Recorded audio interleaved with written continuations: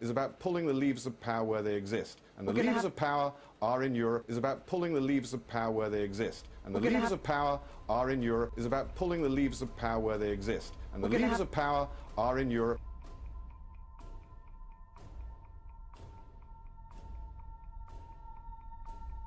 But actually, you look at the nitty-gritty, only 14% of people in Britain want ever closer political and economic union. And as I said earlier, that is the direction of travel, and that is not what the British people want. So you're basically pleading defeat.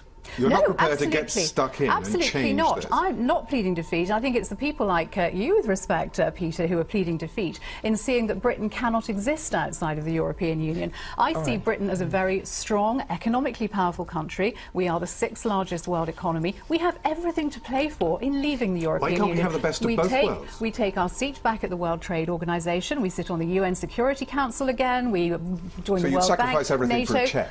No, absolutely not. It's not about a check whatsoever. It is about making Britain great again. And unfortunately, I don't see that happening while we have completely lack of influence in the Parliament, in the Commission, in the Council of Ministers, right across the board. We are hamstrung. Rubbish. Right.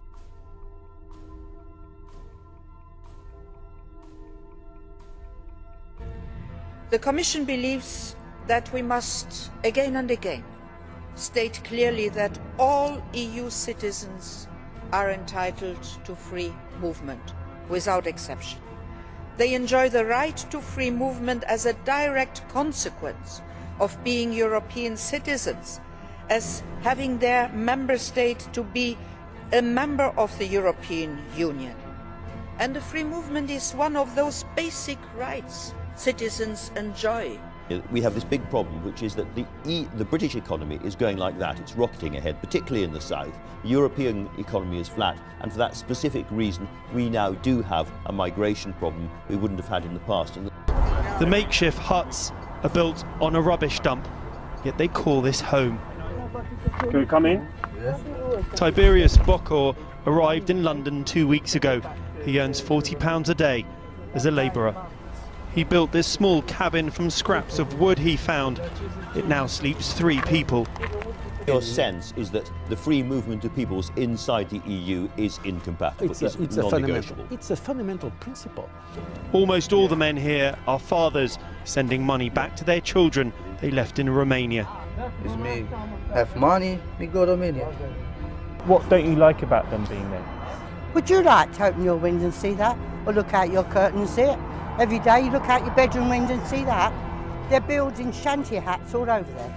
Well, the main thing is the filth and the dirt, because they used the ground there to go to the toilets. I've killed about 15 rats in the backyard. Yes, not happy about it. He refers, for instance, to people opposed to the European Union as anti-European. The ludicrous concept in the first place. How can one be against a continent? They're against the political, economic and social body called the European Union. They think it's wrongly conceived and it's not fitted for this country. Similarly, people are not against immigrants.